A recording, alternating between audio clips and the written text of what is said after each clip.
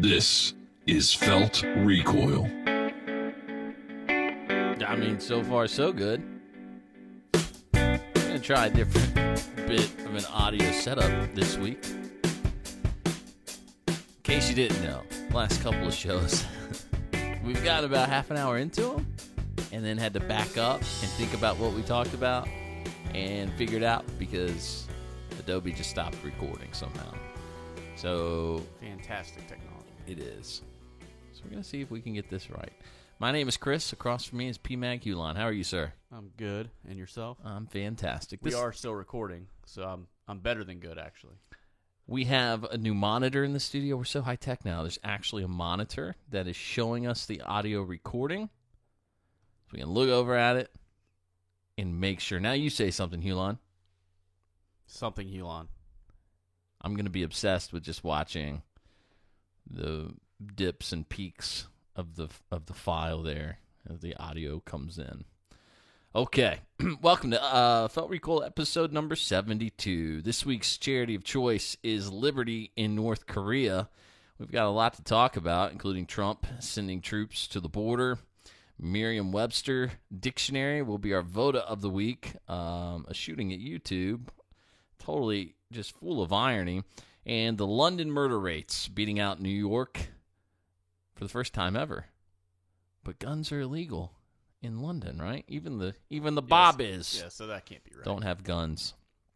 Anyway, we'll get to all that and much more. But first, this week's charity of choice. You can find more information at feltrecoilshow.com on Liberty in North Korea. Every year, thousands of North Koreans risk their lives trying to flee that oppressive state run by a madman who brainwashes his people to believe he's actually sent to Earth from God.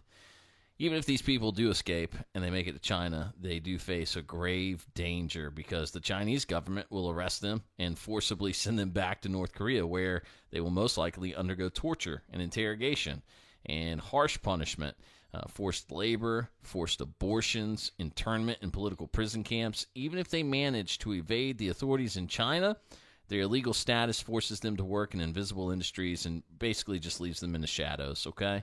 And these aren't people who are trying to flee an okay country in order to live in a better country and mooch off the system, as we're seeing at our southern border. These are people literally being tortured and murdered just because. These people need help, and you can help. Liberty in North Korea says they can free the North Korean people in our lifetime, but they do need your help. Go to feltrecoilshow.com/charities, and you can check it all out. While you're there at feltrecoilshow.com, you can support that charity while supporting us. If you buy anything out of our shop, from pint glasses to rocks glasses to bumper stickers to even just some little decals we have that you can throw on anything you like to throw stickers on, all of that, we give a third of what we make to the charities listed at charities of choice at feltrecoilshow.com. So we'd love to be able to send you some pint glasses and some stickers, and then also kick some of your money back to these people. All right, fantastic. Thank you. Okay, two personal items before we get into the stories. I'm a big fan of the book Power of Habit. Hulon, I know you are too, so maybe you can help me here. One of the things Power of Habit talks about, if you remember, my friend, is, you know how he goes through the Starbucks scenario? Yes. Where if you have a problem at Starbucks, what Starbucks does is has their baristas write out their plan for handling irate and out-of-control customers, right? Mm-hmm. And so that way, Starbucks believes those people will be able to handle it that much better if someone does come in and, blow their top. So I am trying to do that. It's something I preach where I work for people to do, especially in the business we're in, where we're in customer service, et cetera, et cetera. And so it's just going to seem very overprotective dad, but I'm having to predetermine my plan of action because we were having dinner at Chick-fil-A the other night, and my son, our oldest son, has become a fan of going to children's church and Sunday school at his grandparents' church. So we have therefore started hanging around their church. And I grew up in that church, and I like the church. It's full of good people. But it's still a church, okay? And so if you didn't grow up in the church it might be hard for somebody to understand the dynamic that exists there, because it's an awkward dynamic of everybody is supposed to share a faith and they're all supposed to share a mindset, which means we kind of suppose that we're all of the same temperament. But that's actually just very much not true. But that's people in general. But you know what I'm saying? We do that thing where we go, well, this guy goes to my church, so he's going to be a cool dude too. But then sometimes it's just not the case. I tend to believe and find, it's kind of a side note. We work together, Chris. So yeah, I get it. I mean, I thought most people I work with are cool, and then I started hanging out with you. So then no way. Does that apply at all? That's pretty much okay. the same. Just I checking. don't mean like cool as much as I mean level-headed. So Okay, well, so from where I'm coming from, same thing applies. you know how, yeah, right. You know, like I don't know if you got this vibe. You grew up in the church. I don't know if you got this vibe where there's a lot of people, and maybe it's like this elsewhere. And I'm not saying it's unique to the churches, but since that's what I grew up in, and that's what I'm still in, that's what I know. But you tend to run into that contingent of people who involve themselves in churches and organizations like the church, even at the YMCA, you'll find it, where this is the only area of life in which they have authority. Oh yeah, So they go all in so that they can have authority all the time. absolutely. They're always there, hanging around. I'll volunteer for anything because then I get the boss because now I'm in charge. So that was what always bothered me kind of growing up, was that you always ran into those people. I remember... You know why I think they like it, though? Because they can't be fired. That's a good point. So think about it from the perspective of they're here on their own free will, on a voluntary basis, and they can be a jerk to whomever, screw up whatever, and none of that really matters because nobody's ever going to get rid of them. Well, somewhat true, yeah. I've seen church people fired, and the church we go to, they do it publicly. So they believe in what's called church discipline. Did you guys have that? You grew up Lutheran, right? Yeah, that's a foreign concept All right. for me. So in the We're a bit more casual. yeah, well, everything goes. No, it's so in the independent fundamental Baptist arena, every church stands on its own. So it's not Southern Baptist where there's a coalition of churches. This is basically every man for himself. Capitalism, America, all in line with independent fundamental. But I digress. They each maintain kind of their own interpretation of certain things. So one of the things they will do is church discipline, and that is based on gospel, where essentially if you have a problem with your brother in the church, you go to him, you say, hey, I think what you're doing is wrong, and I think we should address it. And if he says no, then you go to your deacon, and the deacon tries to intercede and say, hey, this is wrong, let's address it. And if he still says no, then it goes to the pastoral staff. And then if he still says no and doesn't address the issue, doesn't seek forgiveness and recompense and, kind of try to reconcile with the people he's done wrong and get away from the things he's doing wrong, then that person will be put on what's called church discipline, where the church body is then told, and of course, obviously this is like a 4-step process. It takes a long time, but then the church body is then told, here's what so-and-so did wrong, and we're telling you that this person is doing this habitually, and so they can't come back to the church until they turn away from this, whatever it may be. We had a guy... That sounds pretty intense. Well, yeah, but it's, honest to God, it's usually largely sexual affairs. So every time I saw it, it was a cheating spouse that got caught and didn't want to give it up. Gotcha. And then the other spouse would go and say to the church, It wasn't let's go through the because process. somebody didn't like Mabel's macaroni and cheese. No, not at all. That's not... Listen, if there's one thing Baptists do and do well, it's eat everything in sight, okay? Gotcha. That's so they some of them get real tight on, alcohol and things like that, even some of them about music and movies. So their only vice for some of them is food. And so they go all in. All right. Which was always a funny thing to us growing up, is you'd have this like morbidly obese guy come in and give you a message about like the wages of sin and how don't give into that temptation of the rock music. And then we'd all be back there like, or the spatula at Golden Corral. Who said that? And then we'd get in trouble. But, it's just kind of like, it really is a glaring hypocrisy.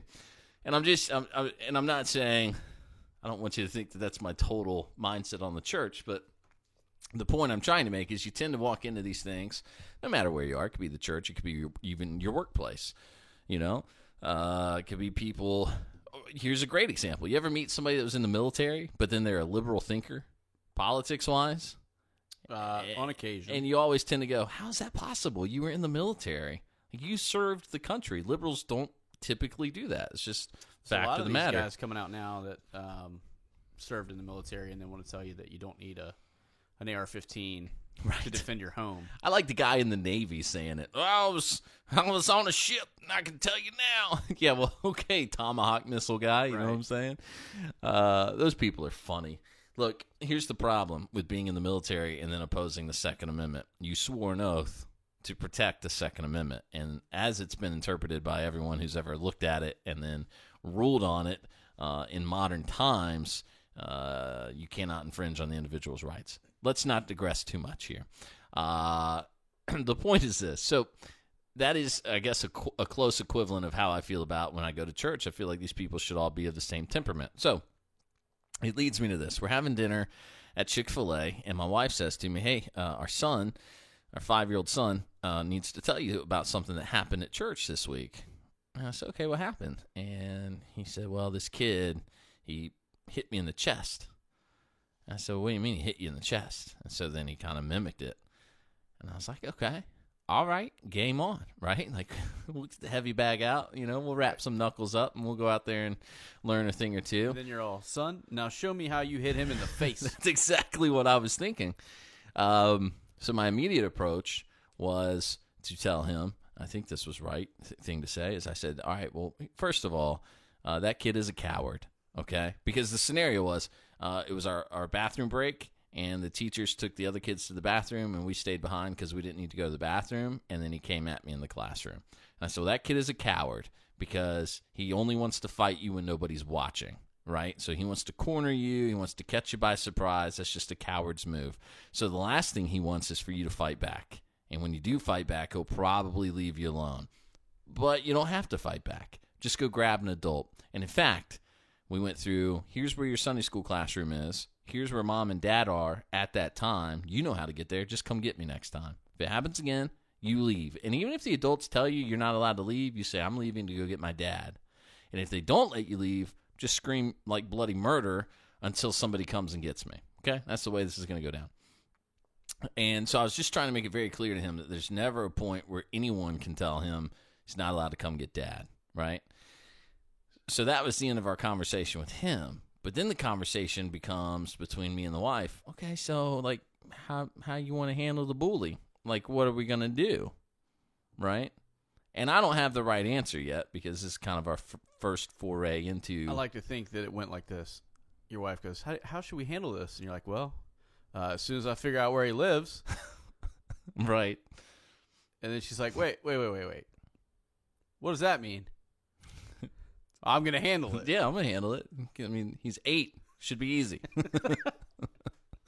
It's only going to take a minute. That's the other thing is my son said, I said, well, who is this kid? He goes, I don't know. He's just bigger. And I said, he's bigger than you? He goes, yeah, like he's 7 or 8. So that's it. He's gauging his age based on the fact this kid's just bigger than him. I said, okay. So the question is, we're going to handle it this coming week. And so my thought is, and I mean this sincerely, my thought is you go to the Sunday school teacher, find out who the kid is, you go to the teacher and you go, hey, listen, here's the thing. I'm not trying to embarrass anybody. But rumor mill is that when you guys leave for bathroom breaks, if that kid is in the room with my son, he goes after him. And so here's the deal.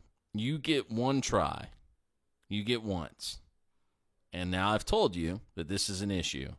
And if it happens again, I'll come back and fix it if you can't. I just want to be really, really clear about that. Because here's my thing. And I'm not saying I'm going to go in there and be all melodramatic, but I do want to say that very calmly to them because what I want is proper motivation on the people to stop it. Because I remember being a kid, and Quentin and Quan, the 2 black kids that would ride the bus to Sunday school, would beat me up every week. I mean, nearly every week. I'd get punched in the chest, punched in the stomach.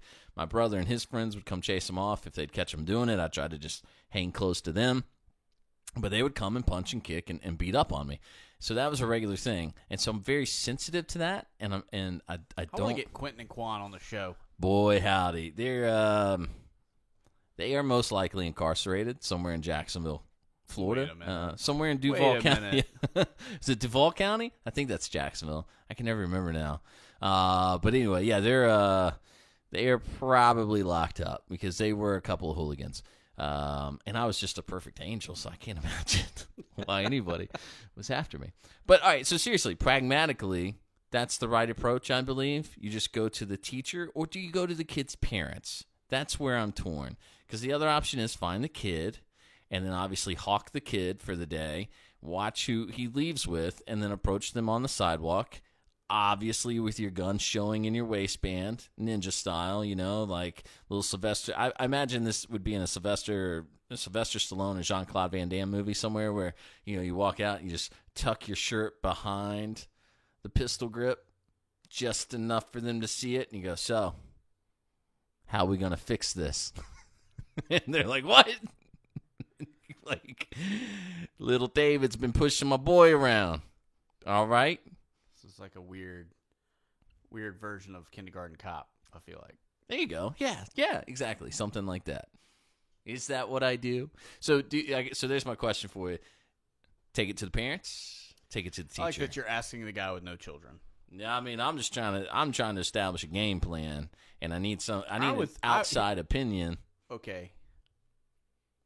Then here's my opinion. I would definitely tell the teacher, because ultimately they're the person that's responsible for your child and all the other children during that time. Right. So why they would leave them all alone is a little strange to me, especially given their age. Right. But I would think that the teacher would then, if it looks like it's going to continue to be a problem, then it's the teacher's responsibility to engage the other parent. Yeah, there you go. That'd be where my head is. I mean, if you want to, flash a piece, I guess do what you got to do. I'll tell you what, I got this Benchmade sock pea dagger, and I might just tie it to my son's belt. Just twirl it around. And, let him wear it. Just Yeah, twirl it you know around. what I'm saying? Take this with you, son. See if that kid messes with you anymore. All right. But don't run with it. Right. All right. We'll figure it out. I think you take it to the teacher. And then I'm serious about this. I'm going to tell the teachers, I wanted you to know, but to be real clear, I'm going to give you one shot. And if I hear that it happened again, I'm going to find his parents and I'll handle it. But it would probably behoove us all that you stop it now. Because I'm just not good at because where do bullies come from like that? You know what I'm saying? Like the kid that has to hit some, and you've seen my son, the kid's like almost 4 feet tall and maybe weighs 50 pounds. Like he's a beanpole. So if this is the kid you're picking on, you are just kind of looking for the skinny kid in the group, and you're going after him. It looks like I'm looking at myself at that age, to be honest. Oh, sure. Yeah. He's just not the big kid in the room. He's not, rough and tumbled. He doesn't like to fight for real. He likes to play fight like we all do. But anyway, all that to say. That's some psychology of the oldest sibling there. Yeah, could be. Listen, and just to be real clear, I will spank someone else's kid. So don't think for a minute that I won't wear like the scorpion belt to church that week, man. That thick old G-code scorpion belt, and just walk in there and let him hear the Velcro come apart and be like, what was that? Swat, swat, swat. All right. All right, one more thing before we get into the real news. Did you see the Roseanne photo shoot that's going around? I saw a photo of her. Looked like she was on the set of the show, holding like a plate of cookies or something with a Hitler mustache. Yeah, the producer of Roseanne, according to Entertainment Weekly, is basically asking everybody to ignore what she's done. It's from a 2009 magazine shoot, and indeed, Roseanne is cooking what you would suppose are gingerbread people, but she's dressed like Hitler, and all the cookies are burned, and then she's eating them. So there's some obvious anti-Semitic innuendo there, I guess. Not even innuendo. I mean, that's pretty blatant. The backstory is that the photos are from Heb magazine, a satirical Jewish publication that ran between 2001 and 2010, and the concept was Roseanne's idea. But after last week's highly rated premiere of her show, the rebooted version of her show on ABC, the photos have resurfaced on social media and began making the rounds over the Easter weekend. Yeah, some appropriate timing.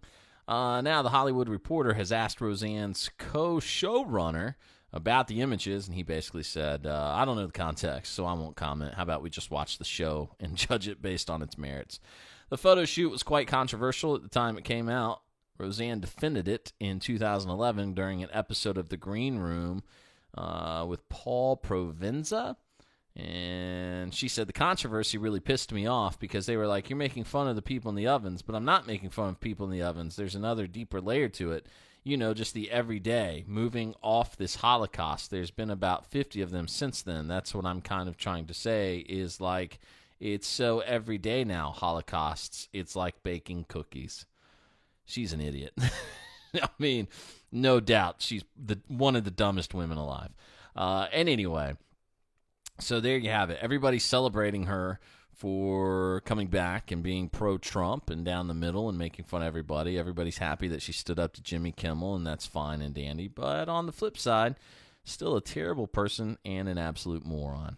Okay. You can see that at facebook.com/Felt Recoil Show. If you haven't seen the photos, they are up there. Okay? All right.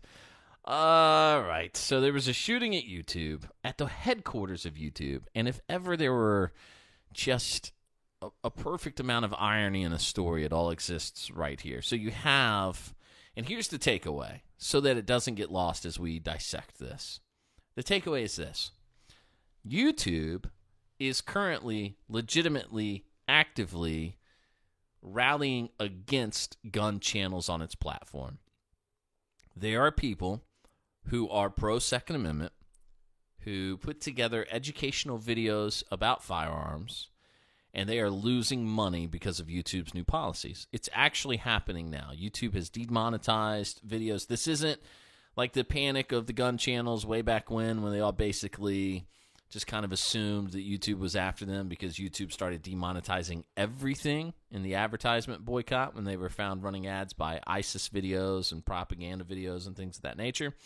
This is legitimately, YouTube has said, if you're a firearms channel, we're coming after you. You know, we're not going to allow things that show how to add accessories, how to build firearms, how to shoot firearms. All that's done. No, you can't even be educational about firearms on YouTube anymore. So that's fine. YouTube's a private company. They can do what they want to do. I don't agree with it.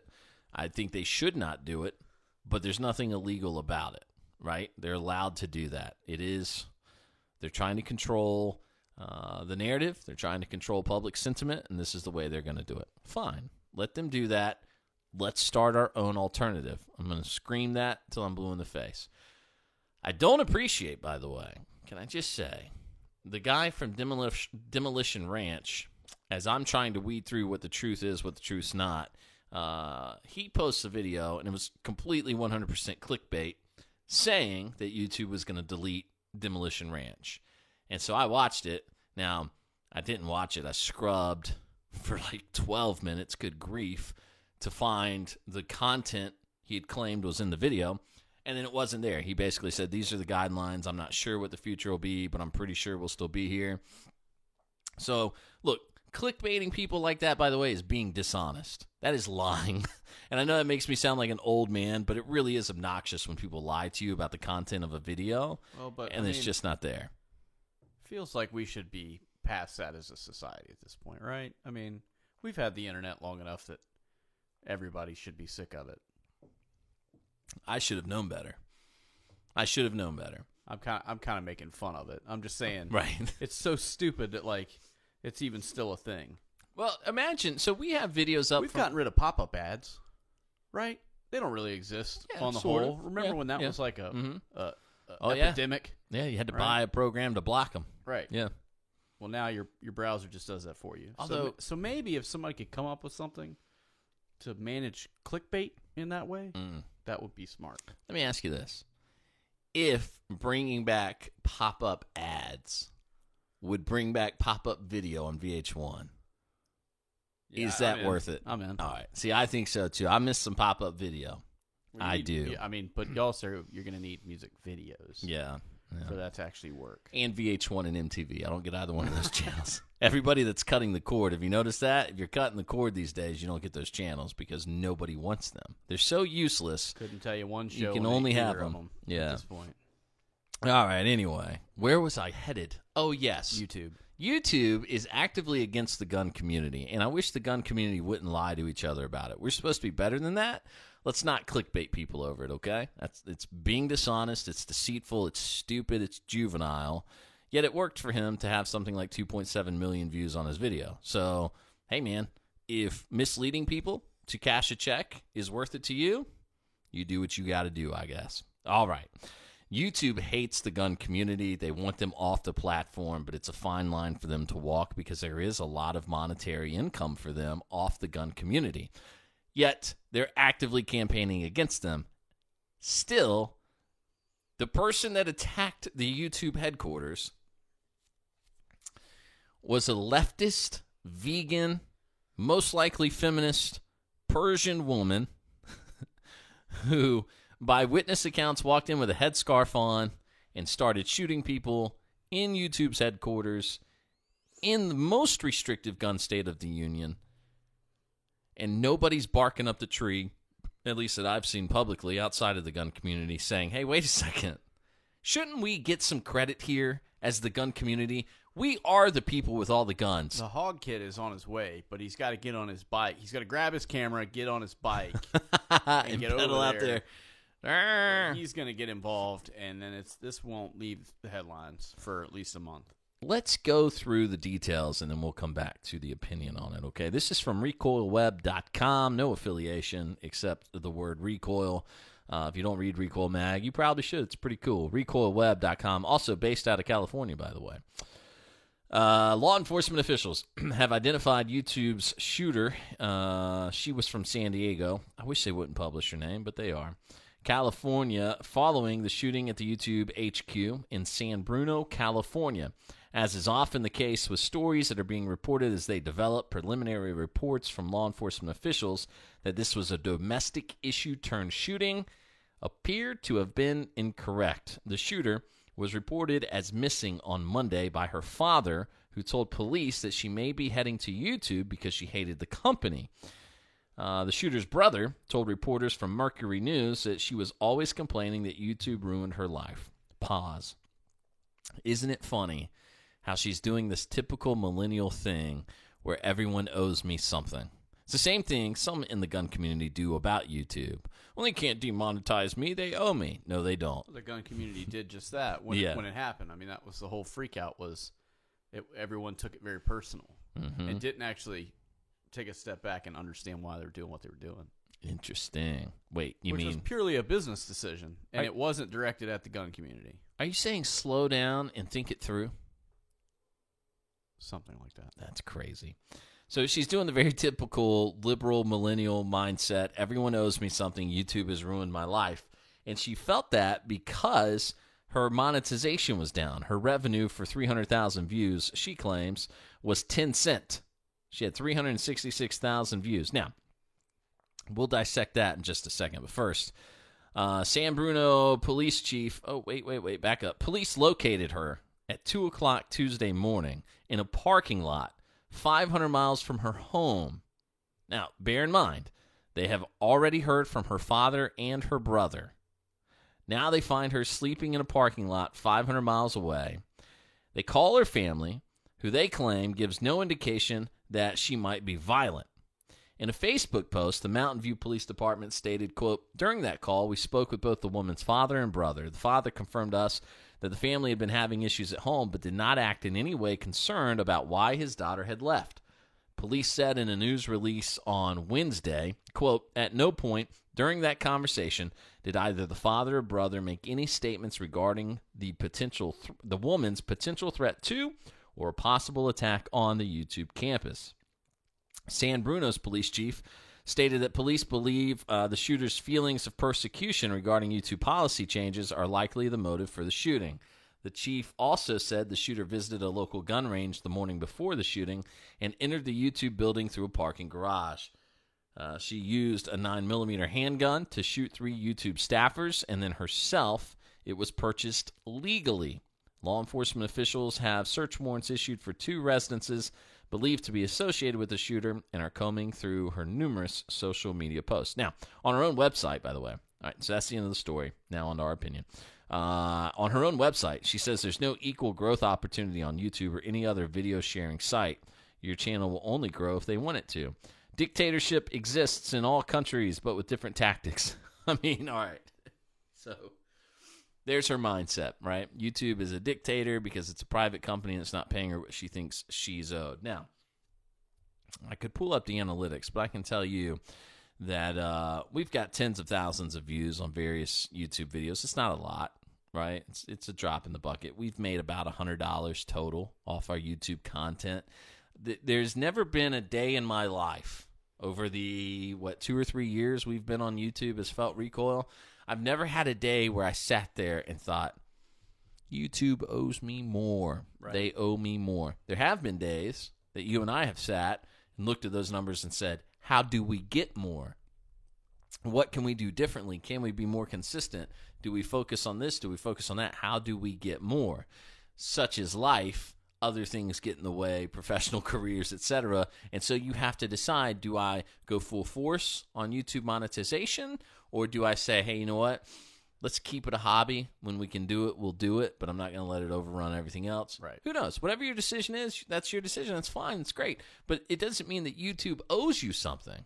And so here we are in this perverse mentality where the world owes me everything, and if I can't get it, violence is the answer. So, NRA mass shooters, 0. Far left vegan activists, mass shooters, at least 1. At least 1. And to know that she did it against YouTube, an anti-gun company by all accounts, in a state that is so anti-gun it hurts, is absolute irony that I would think would wake everybody up. No, not happening. And I would tell you, too, one of the details I noticed was that she didn't actually make it in the building. She actually shot people that were eating lunch or working outside in a little patio area. Oh, really? Like in a courtyard, huh? Yep. So she actually did not make it into the building at any point, which I think is probably why I think she only hit 3 or 4 people. Which I found that to be interesting because I assume you're talking about a pretty high-end tech company. They're probably going to have access controls in place where you have to have a badge to get into certain places. So my initial hunch was, when I heard about this thing, was, well, obviously she works there. You would think. This is a employee that's pissed off and whatever. But come to find out, she didn't actually make it inside. But also, I would point out that the initial reports were that there was a man and a woman that were involved in some sort of altercation. And then there was some stories being thrown out by the major media outlets that this was some sort of love triangle gone awry. And right. There was all these crazy theories about, whatever this white guy that's a gun-toting, 30 mag clip per second carrying that's right. NRA member did at this place of business. And so you're saying there's irony because of where it happened. I think there's irony because of who it was involving. Yeah. I do want to read you probably this guy. I think, you always talk about who wins the internet for the day. I think this guy lost it yesterday. This is from Twitter. It's at Jim Van Nest. And he says, this was at 2:52 p.m. yesterday. He says, if the shooter at YouTube isn't a white man with far-right leanings, I will eat my effing hat. Get rid of the effing guns. And so now his profile is private. Right, I bet. And you got people like Mark Dice asking him if he's going to need any soy to wash down that hat. So he is getting roasted royally on Twitter right now. I'll tell you this. I'll buy him a new one. I will buy him the new hat so he can eat the one he's currently got. Like a hard hat? Maybe a thinker's cap. Oh, there you go. See what I did there? See it because he's dumb. I So- got it. Just be thinker's cap because he's a moron. Thanks, Chris. You can share it with Roseanne occasionally. No, we can stop now. Here's the thing. Remember we talked about the Pulse nightclub, right? And Yes. what was the intended target of the Pulse nightclub shooter? We now know Disney World. Disney, right? Now, my sister, by the way, is a Disney expert. She's one of the people So that I've heard. takes her family to Disney a couple times a year. We should She get loves your it. sister and my mom on the show and see who knows more Disney trivia. Game on. Game on. That actually would be fun. Although I would know zero of it probably, except where all the perverse things are hidden in their movies. Because I remember hunting that down. You remember that was a scandal? Anyway, all right. What's the point I was making? Oh, yes. This was like basically a Disney satellite campus. So he wasn't going into the actual Magic Kingdom. Apparently, there's something called like Disney Springs or something down there, and that's where he was. She looked it up and read more on it, and she said, "Oh no, he wasn't going to." All right, But- she needs to calm down. Well, wait. This is why it's great. This is why it's great. It's because remember he ran into armed security, Yes. Mm-hmm. and he was like, "Oh man, my kill count won't be high enough, so I'm gonna go somewhere else." Right. So that's when he left, and he Googled, and he found the nightclub, and he went there and did what he did. So even the Disney satellite parks have very strict security measures and armed guards on hand to make sure things like this don't happen. And it was enough to be a diversion, deterrent. Deterrent. Thank you. Large enough for this guy to turn and go somewhere else. YouTube had no deterrent. Right. This woman with a handgun, legally purchased, and keep in mind, that means everything the left is asking for outside of a full repeal of firearms is already in place. Waiting periods, magazine restrictions, et cetera, and she Outright was bans on a lot of guns in California. absolutely, you can't get an AR-15 in California, and she was still able to get a gun and go in. Now, You can't buy most semi-automatic handguns in California now. fair enough. After the first of the year, they've banned no. just about everything under the sun. Well, what good did that do? What good did it do? People are still dying. And we have probably all seen the witness now who says, I didn't have a gun on me, but I wish I had, right? Yeah. So he's out there. I think Well, I don't think everybody's seen it because the media isn't playing that crap on repeat. I am expecting, though, you have a shooting survivor. That man will be given 6 to 8 weeks nonstop coverage, correct? It's probably already started, right? Only if he's a young man who looks like he's 12. Oh. So Allison Camerata from CNN, she has not had the gentleman on her show that survived the shooting say he wished he'd had a gun. Not to my knowledge. She hasn't said to him, why wouldn't people want you in their lives, as she said to David Hogg. If she did, they have heavily edited that footage. Can you imagine if you've heard her talking to David Hogg where she's saying, why wouldn't colleges want you? You're such a good young man. You're I mean, she's flirting with him big time. Can you imagine how that table would be turned if it were, say, Tucker Carlson and a young female who agreed with him politically, and he's going, well, I mean, like, what college? Do you have, like, pictures that you're sending in with your application so they can see your face? Because that would help, I would bet. I mean, if you have, like, you know, if you've ever done any Instagram modeling, I would probably put that in there just so they know. Heck yeah, Instagram models. It's unreal. It's unreal. Okay. I'm very confused by the way that woman operates. She is crazy weird. So anyway, you have a survivor who says, I wish I had a gun. Will YouTube now put armed security outside of its establishment? And if they do, isn't that an admission that good guys with guns are what it takes to stop the bad guys from coming in and doing what they want to do? I don't know if that's their plan of action. I can tell you what their plan of action actually was for today because I read an article on it. They basically told everyone to work from home. So You mean take the day? Take a few days. No, I mean like I think they told them. I mean, you can take a day or you can work from home, and that they would have counselors on standby. Okay. It's funny, isn't it? But there is no one's calling for that. No, so just like after the Florida shooting and the Maryland shooting. There's more talk of armed security in schools and things of that nature. Mm-hmm. I don't hear anyone calling for corporate security. Yeah. I'm actually, I don't care if they're in California or not. I'm actually a little surprised a place like YouTube doesn't have that. You would think they would. You would think they would. It would be necessary. But again, what it is kind of proof that people who think the way those that run YouTube think, where the gun is the problem, we don't have a people problem, we have a gun problem, they believe that they will be left alone simply because they believe it's so, right? There's those of us who look around and go, look, there's still a chance these things will happen, so you need to be prepared that these things might happen to you. Bad things can happen to you. People will do evil things. And then organizations like YouTube and the people that run them go, well, bad things can't happen if we just have enough laws. There you go. Read that off. All right, so this is from the Hollywood Reporter, and the headline here is YouTube increasing security at offices as new details emerge about the shooter. And here's a quote. Our employees have been encouraged to take time off from work or work from home while we are making sure wellness services are readily available. So, in an article about security, the first thing they say is they send everybody home. That's funny. But then it goes on to say,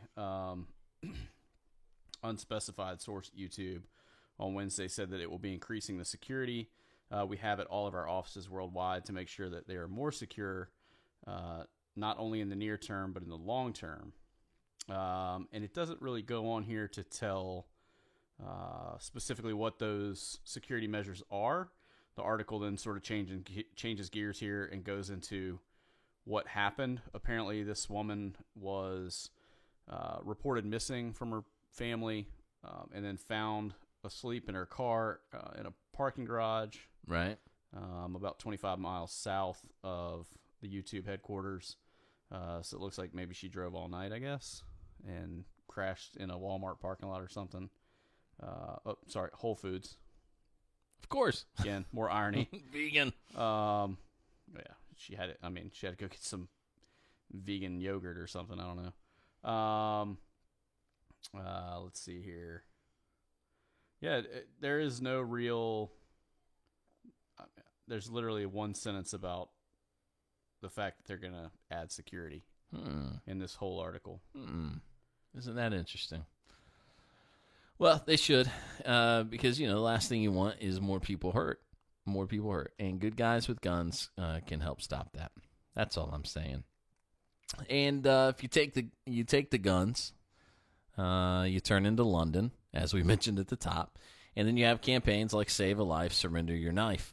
SurrenderYourKnife.co.uk is the home for the organization, saying many lives are affected as a result of knife crime in the UK each year. In an attempt to raise awareness of the devastating impact of knife crime and to reduce the number of families affected, does this all sound familiar? Okay.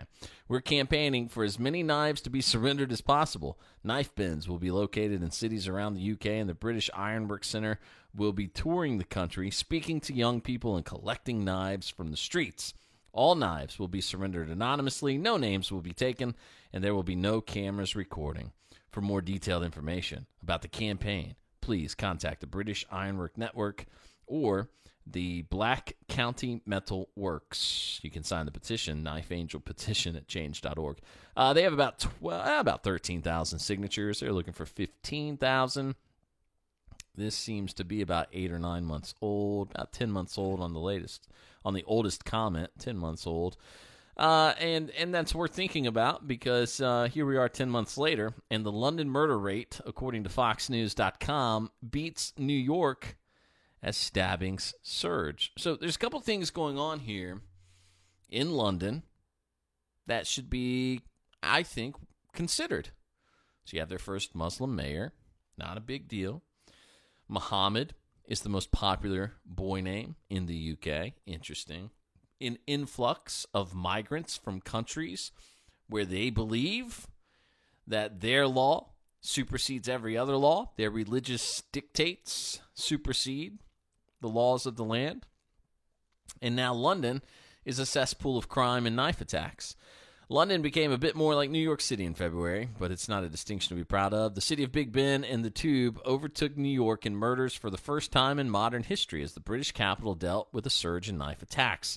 The Sunday Times reported 15 people were murdered in London against 14 in New York. Both cities are very diverse with large populations. London has 8.7 million people, New York has 8.5.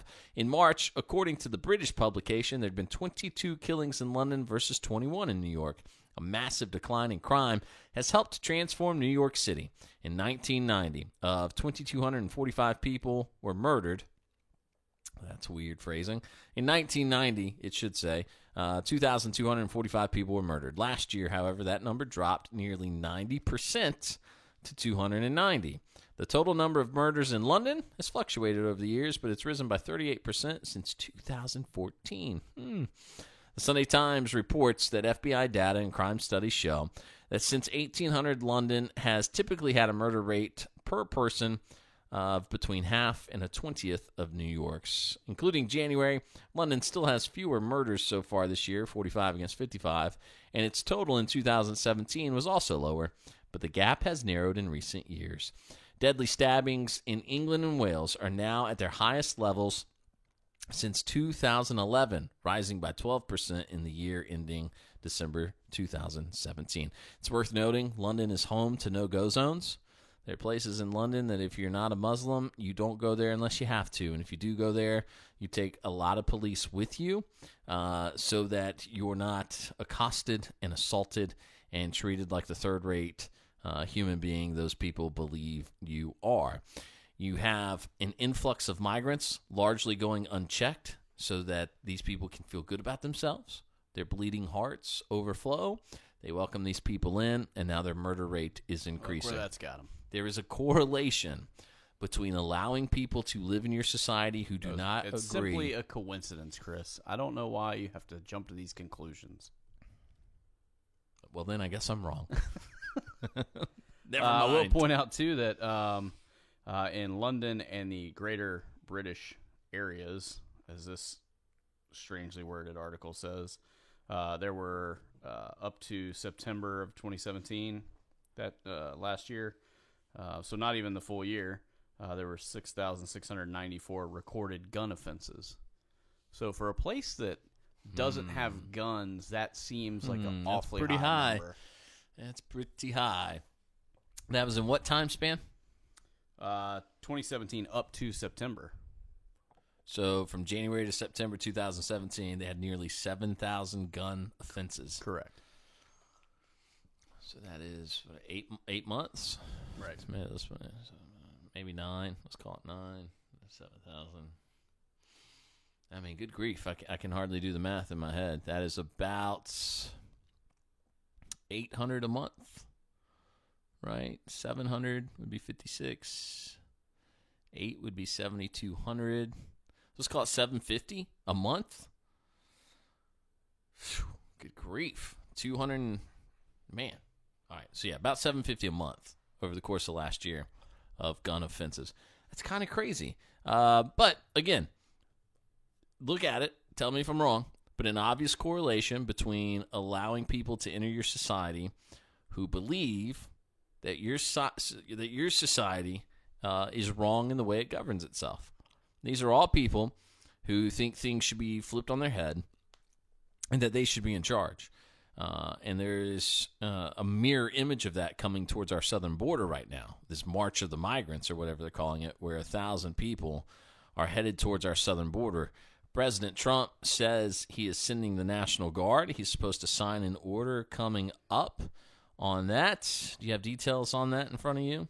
I do, and I will also add to your point about this migrant march that they're referring to. Apparently, that caravan has hit the brakes due to the fact that President Trump has called for any states that are willing, apparently, to send their National Guard to the border. I mean, I'd go. I mean, it kind of makes me want to sign up. Honestly, I mean, if they were just like, we need people to be here and help protect, I'd go. Yeah, so this is a Bloomberg article, and it says that President Donald Trump is sending National Guard forces to assist border authorities along the U.S.-Mexico boundary according to a presidential memorandum that the White House released late Wednesday night. And President Trump goes on to say the situation at the border has now reached a point of crisis. The lawlessness that continues at our southern border is fundamentally incompatible with the safety, security, and sovereignty of the American people. My administration has no choice but to act. Absolutely. And then he goes on to talk about MS-13 and how much they're basically sneaking over the border, and that these National Guard troops are not going to be there to be any sort of this is they're basically going to be a support force, so they're going to be administration and so they're not an enforcement team, right? Yeah, that's basically the word I was looking for. So it looks like they're going to be more on the administrative side and just basically a presence. I mean, what? Yeah, okay. All right. I was about to say, what the heck are they doing there then? If they're just there to watch, I mean, that sounds like that's really what I'm trying to read ahead, but I'm not seeing a good answer. I mean, think about they're there to watch. You're right. Remember that the UN went into Rwanda, right, during the genocide that occurred there and did nothing. Right. They were there to watch and they did nothing. This is 1,000 people from God knows where with God knows what on them coming to our southern border at a given time and saying, we're coming in. No, you're not. No, you're not. That is an actual invasion, no matter how you slice it.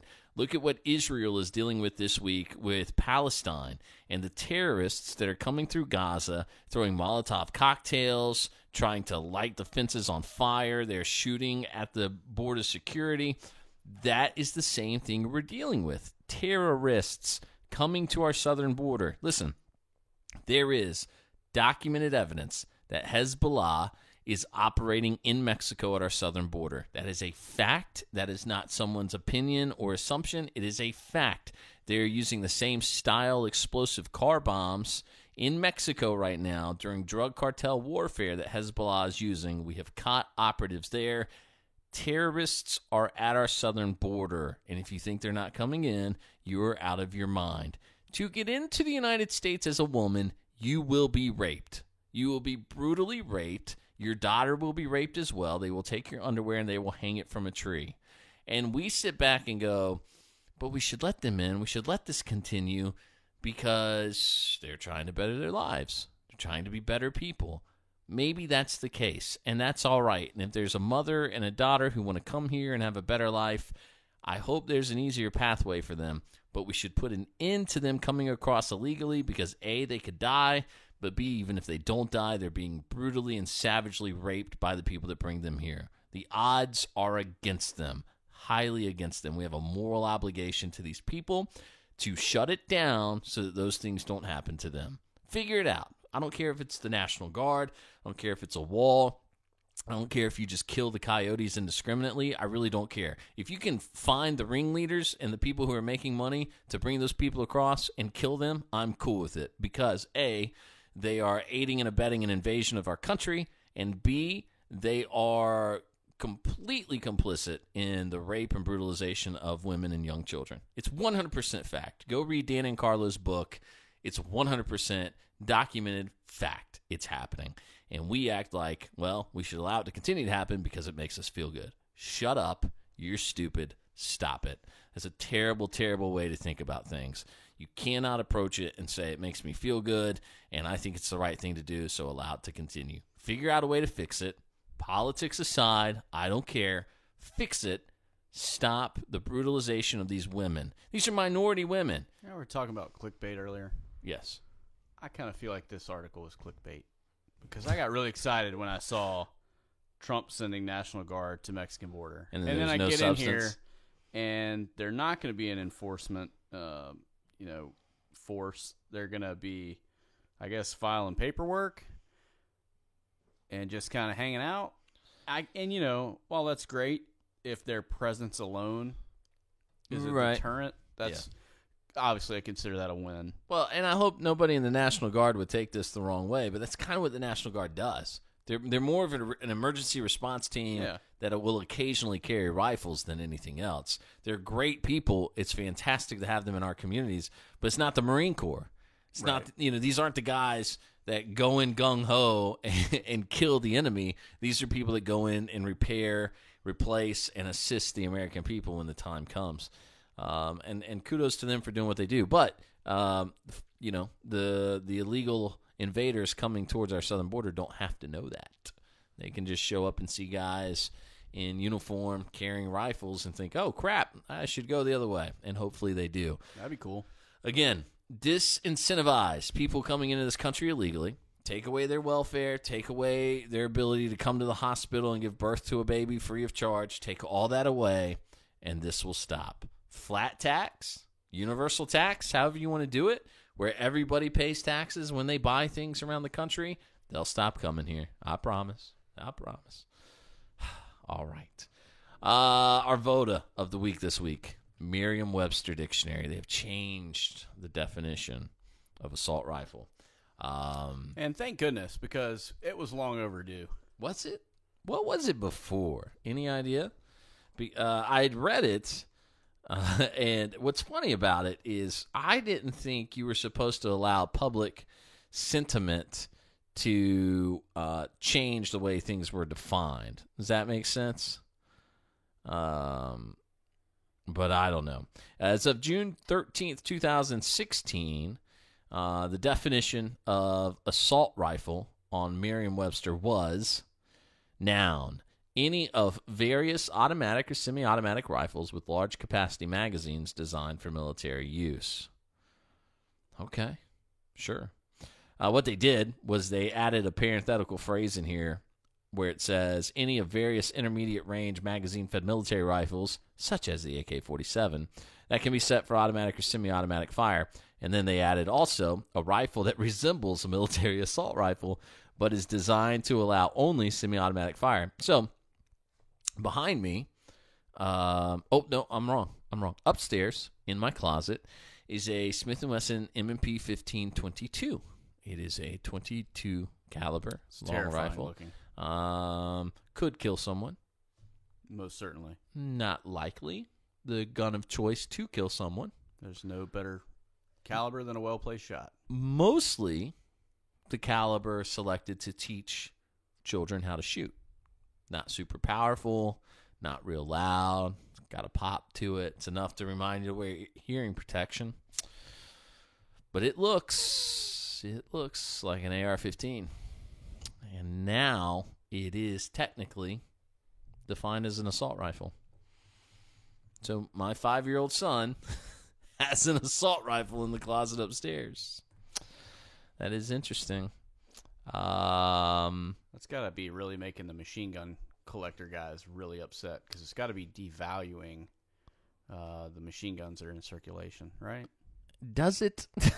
No, it makes you wonder, right? It really doesn't. I'm just being a smart ass. I hope it does. I hope people are like, I ain't paying you for that, man. I'm getting an assault rifle over here. And then they're like, man, that's not a real. That's you don't know what you're talking about. Wait a second. I have an idea for making a lot of money off stupid people. I already know where this is headed, and I like it. You want to buy this assault rifle? Yeah. I mean, if you read this article, it has full semi-automatic capabilities. I'll take it. Well, it does carry a premium price. Okay. I wonder if a company would do, you know how they say, like, safe fire? They should do, like, safe full semi-auto. That would sell. You're probably right. I just need 10% off that, and we'll call it square, whatever company picks that up. I can hear the machines tooling up right now, cashing in on your idea. I don't think that mailbox money is going to show up either, just so you know. I did what I could. Here's the thing. This is the type of thinking. So Merriam-Webster's redefining words because why? Not because an assault rifle actually changed, but just because public perception of it changed, right? So, did it? Well, yeah, sure. I think public perception of assault rifles has changed, right? You disagree with that? I mean, not for me. Public perception, not Hulan perception. But I'm making the point, though. Am I in the minority? Maybe. Okay. zeitgeist. All right, that's what we're talking about. Right. I'm with you. All right, the tenor of the times.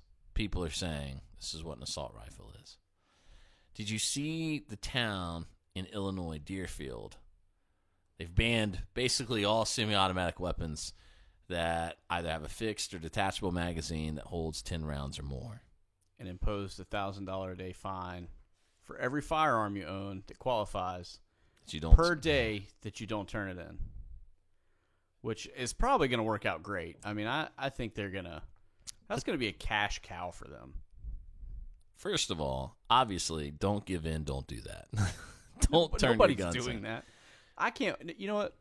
I'm going to go ahead and set a reminder that in 6 weeks I'm going to send that town an email and ask them how many people have turned their stuff in. And here's another thing that bugs me. Not only does the story bug me that they're trying to disarm the people, but there's a caveat to the law that if you're retired law enforcement, you get to keep them. Well, yeah. So if you're a cop and you bought ARs while you were a cop, you get to keep yours, but your neighbor is now a criminal. That is bogus. Just because you're an agent of the state or you served as an agent of the state I was going to say were. does not give you any credibility higher than mine. Do you know how many cops Here's a true story. You can vouch for this. Do you remember the time a cop walked into the gun shop with an illegal SBR? And when we told him... Which time? Yeah. We told him that doesn't have a stamp. He said, I'll get around to it. And then went out to shoot it. Yes. Okay. I do remember that very vividly. Cops don't know jack about guns compared to the average gun guy. I hate to sound mean about it. I think their job requires more restraint than I could ever give. But I'm just telling you, when it comes to firearm knowledge, handling, and training, your local police officer is probably a couple of steps behind the avid gun guy. I would venture to say. And in terms of actually shooting, they're several steps behind your average competitive shooter. I know for a fact that I tried to organize a charity shooting match one time between the company I work for, their range staff, because we had some guys on staff at the time who were just super good, and the local police department. And I thought, we'll do it, and we'll raise money for whatever cause, and it'd be a good public relations thing.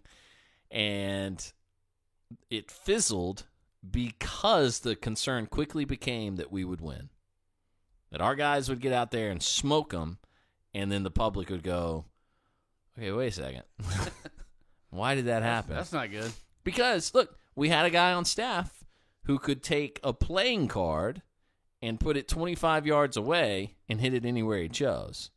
Turn So, it sideways and slice it in half. yeah, we had some legit dudes shooting on the range at the time, and the thought quickly was, yeah, they'll probably outshoot people. And I'm not saying every cop is an idiot, and I'm not saying cops don't know what they're doing with firearms. Well, but the bulk of their training is not firearms based, as a lot of people would have you believe. No, they get like a week at the range during their 12-week Right. period, I'm sure. But no, my whole point is, and I think most police officers would agree with this, being a cop doesn't grant you some sort of right, some sort of echelon of rights that the average citizen doesn't have. It shouldn't be that way. That is tyranny. That is exactly what we're trying to fight against. That's exactly why the Second Amendment exists, is so that when that police officer knocks on your door and he goes, hey, you have to surrender your weapons, and you say to him, why aren't you surrendering yours? He goes, well, I'm a cop. You go, well, too bad. I don't care if you're a cop. I don't care if you're an elected official. You are all citizen volunteers for what it is you do. That's what it is. And you just happen to be paid to do it. But you're on the same level as me. You hold the same authority in our society as I do. Same to the politicians. We hold the same level of authority as each other. And depending on the news cycle, cops should be disarmed. Well before. Or they should be the only ones with guns. Isn't that weird? Isn't it weird? But for some reason, we forget very quickly what we said just weeks before. I mean, I think the cops in Deerfield or Dearborn, is it Deerfield? It's Deerfield, Yeah. okay. Mm-hmm. The cops in Deerfield should all resign. They, in my opinion, have a moral obligation to say it's an immoral law, it's an unconstitutional law, you're trying to disarm the people, and you're trying to set up a hierarchy of authority that subjugates the people to the state, and I won't be a part of it. That's what they should do. But they most likely won't, because it's hard to sacrifice your paycheck for things that are right. It's very hard to do. Okay, we're over on our time. Sorry. That's going to be it for episode number 72 of the Felt Recoil podcast. Don't forget to find us at feltrecoilshow.com. That's feltrecoilshow.com. You can find all of our charities, find some swag, things that might make your friends a little bit jealous, because we got those hand-etched glasses that you can get. You pour your beverage into one, sit back, feel refreshed, look cool at the party, or get one of our decals, slap it on your laptop, let everybody know you know the truth. Alrighty? Okay. We will see you next week right back here. Same Felt Recoil time, same Felt Recoil podcast. Works for me. All right. Bye-bye.